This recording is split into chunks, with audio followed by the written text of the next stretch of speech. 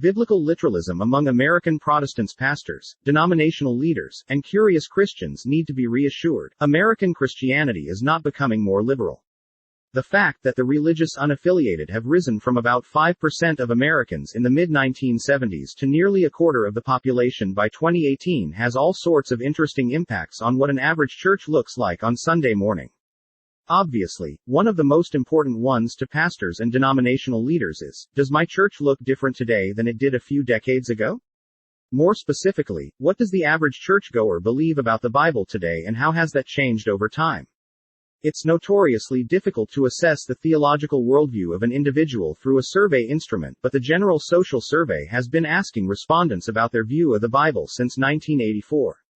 The question reads, which of these statements comes closest to describing your feelings about the Bible?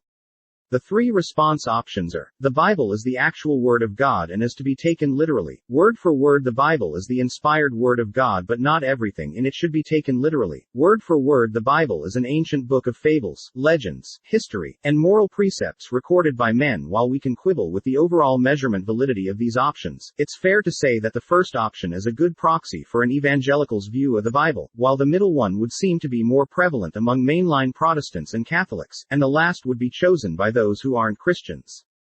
How have three views changed over time in the general public? Well, it's clear from the above graph that the two outside options are the ones that have seen movement. While the share of Americans who are biblical literalists has dropped by 7.4%, those who hold an inspired view of the Bible have stayed incredibly consistent. On the other hand, the share of Americans who believe that the Bible is a book of fables is up nearly 8 percentage points. But, these changes are likely the result of many people choosing to be religiously unaffiliated over the last 30 years. What would happen if the sample was restricted to just people who identify with a Christian tradition? This portrait is much different. In fact, there is no statistically significant difference between where these categories were in 1984 versus where they are in the most recent wave of the GSS in 2018. It's interesting to note that half of all Christians hold to the middle option. The Bible is inspired by God but shouldn't be taken literally. https://www.geneva.edu/about-geneva/from Foundation. 4 in 10 Christians hold to the view that the Bible should be taken as word for word truth, and just 1 in 10 Christians believe that the Bible was written by men. But, what about the most religiously active Christians? Do weekly church-goers hold to a different type of theology than Christendom as a whole? To understand that, I calculated the share of those who attend church at least once a week who are biblical literalists and compared that to the share of all Christians who are biblical literalists. As previously noted, about 40% of all Christians are literalists. That's essentially been the case with some small deviations since 1984.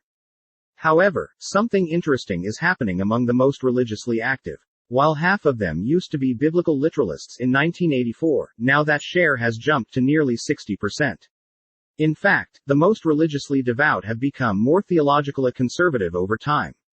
So, what's happening here? It's very likely that this is due, in some part, to the decline in mainline Protestants. While they used to be 30% of the population in 1976, they are just 10% of Americans in 2018. Many people in this tradition were not biblical literalists, but were highly active. As scores of mainline Protestants died off or become religiously unaffiliated, evangelicals have held relatively steady. We know that many of them are religiously devout and theologically conservative. Pastors, denominational leaders, and curious Christians need to be reassured. American Christianity is not becoming more liberal. In fact, there may be some evidence that we are becoming even slightly more theologically conservative. While millions of Americans have declared that they are religiously unaffiliated, those who remain are steadfast in their faith and in their theological convictions. Dr. Ryan Berg is a professor of political science at Eastern Illinois University. He teaches in a variety of areas, including American institutions, public administration, and international relations. His research focuses largely on the intersection between religiosity and political behavior, especially in the American context. The exchange is a part of CT's blog forum. Support the work of COURT. Subscribe and get 1 year free. The views of the blogger do not necessarily reflect those of Christianity Today.